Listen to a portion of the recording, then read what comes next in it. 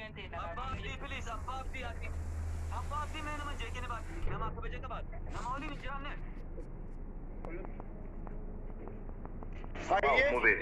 Kanaaf jechuudhaan guyyaan kun mubaarakii guyyaa leelatal qadri guyyaa mubaarak jechuudhaan amma wana ta'abe wallahi waan dubbadeen beekne dubbadda mubaarak haddana ta'u mubaarak inaasa ilmee hadda sadderiiti taa'ime ajjoogee leelatal qadrii ke taa'iti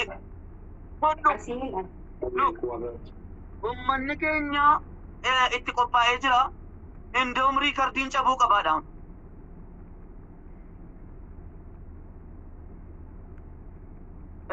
ergaadhaan isiniif dhaamu riikard masabar አለበት ኮዳ አንድ ስራ ጀምሩ ያልኳችሁ ቤት ሼር ያደረኩላችሁ እዚህ ነው ኦኬ ሁንዱምቱ keessanu jirra jabaadhaadha sheer godhaadha xiqqisho aareetin jira dhugaa dubbachuudhaa fi silkii kiyyeenarraa cabee xiqqisho aareen jira waan ta'eefu sheer godhaa hundi keessanu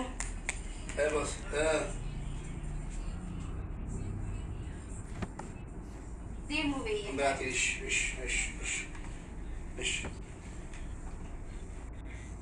ايش تولي تولي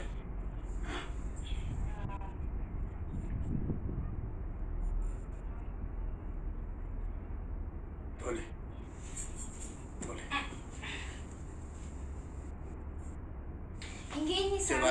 jabaadhu qasaatiin geera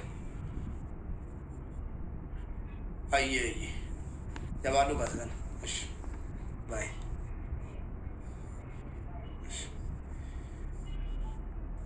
itti amma se'ange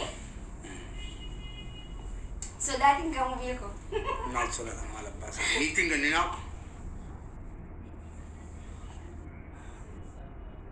I'm ready.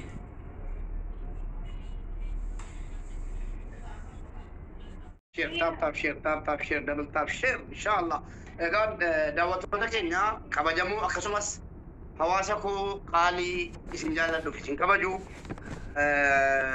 abshira isiniin amboona walumaan boonna wanna isinitti machuu fedhu tokko yoo jiraate isin tapha jalqabaatti kan isin qabatteertu anis tapha jalqabaatti tapha jalqabaa harkatti dhiibnee jennaan tapha lammaffaa sadaffaa nu geessa tapha sadii immoo taphachuun hin taatu mutannoon kanaan dura geemii taphadhee yookiin taphachiisirraa kan ka'een wanni isinitti madhu namni qurxummii sadii naa qabattanii dhuftanii jirtanu yookaan abaaboo sadii namni naa qabattanii dhuftanii jirtan yoo jiraattanii abaaboon lama isbii chaalenjii tapha jalqabaa irratti naa gadhiiftu abaaboo tokko tapha lammaffaa irratti maaliif taphni tokkoffaani abdii wal kutachiisudha isiin yoo na injibatte tapha lammaffaa irratti namni na jalaa laafata abdii mura jarri immoo hin jabaatu itti dabalanii iyyuu kennu isa tokkoffaa caala yoo tokkoffaa immoo abdii kutachiifne jarri achi jiranus adii ta'us gurraacha ta'us nama waan ta'aniif maaliif boo kana maal eessaa walitti dhufne moona jedhanii abdii fudhatanii but you guys, let's try to match the score. It's about matching the score so we can snipe at the end. So try to match the score. If we win the first one, guys, if we win the first one, then it's easy for the second one. We can go all in second one.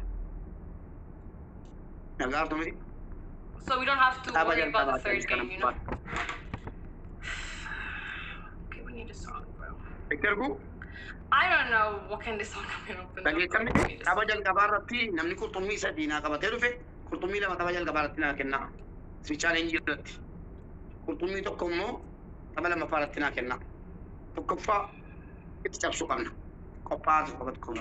Itti ergu biifi hin jammarande.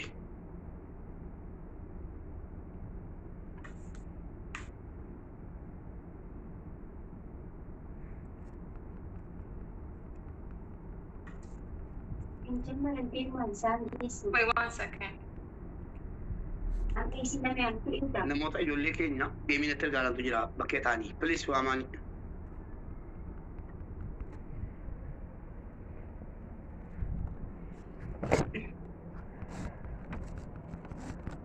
That's in 31.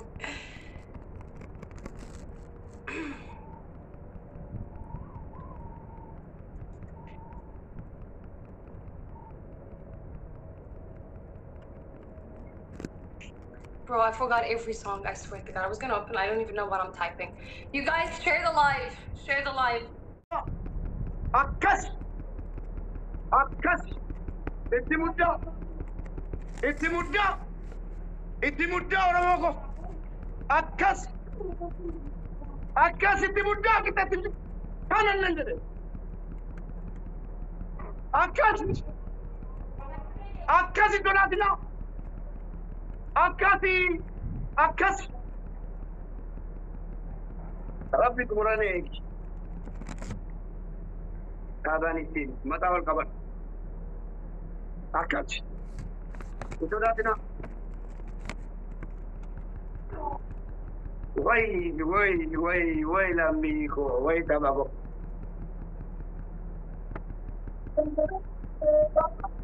Dhaabaa amma. Xiqqoo dhaabaa amma. Dhaabaa sin dadhabsiisuufi dhaabaa wanni dhufee dhufoon asiniin jedhe dhaabaa amma dhaabaa xumuree eeguun illee barbaachisu amma dhaabaa sin dadhabsiisuufi dhaabaa asiniin jedhe dhaabaa wanni dhufu hin jiru wanni tokko dhaabaa xaba lammaffaa kokkee qaba dhaabaa asiniin jedhe man dhaabaa hawaasa koo dhaabaa amma waa tokko dhaabaa amma dhugaa dhaabaa jarrakka beekaa sabboon namoon tokko warri xumura eeguu beekanu yoo dubbiin jabaatte nurraa eeguu waan ta'eefi dhaabaa lammaffaa yunuu qaqqabdu hawaasa koo dhaabaan jedhe amma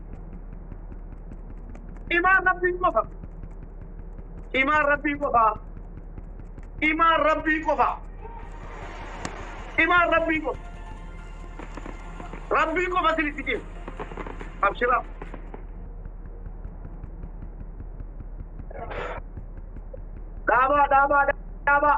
dhaabaa qixxeetti jaatanitti dhaabaa kanas dhaabaa xaba lammaffaatti qophaa'a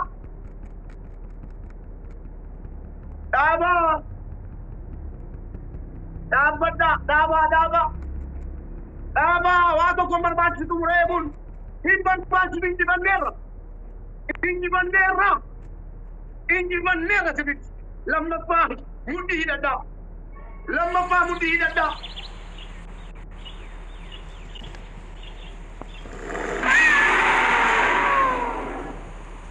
dhaabaa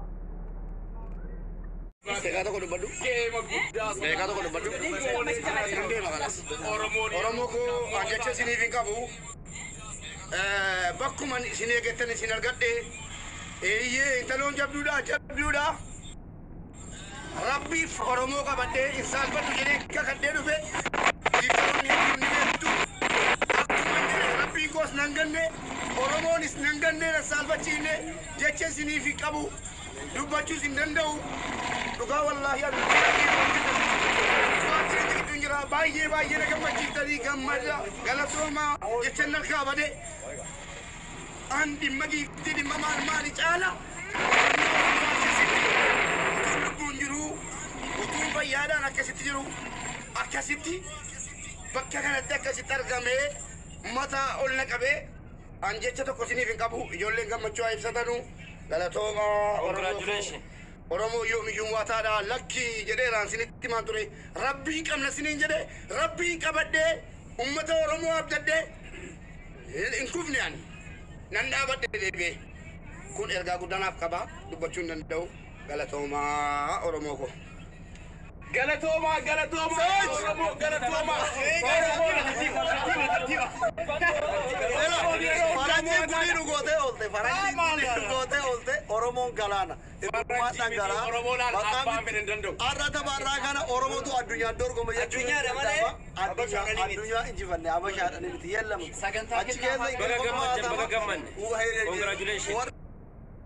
jiru baay'ee jira gammachuu yaafutanii baay'ee gammanneerra amma boodallee borfeeftaan illee yeroo kamuu nuti injifataadhaan injifannaa tokkummaan humna baay'ee galatooma. yaa Oromoo galatooma waan sodaataa turre hin dandeenyu jennee turre garuu dandeenye argina immoona jennee yaadne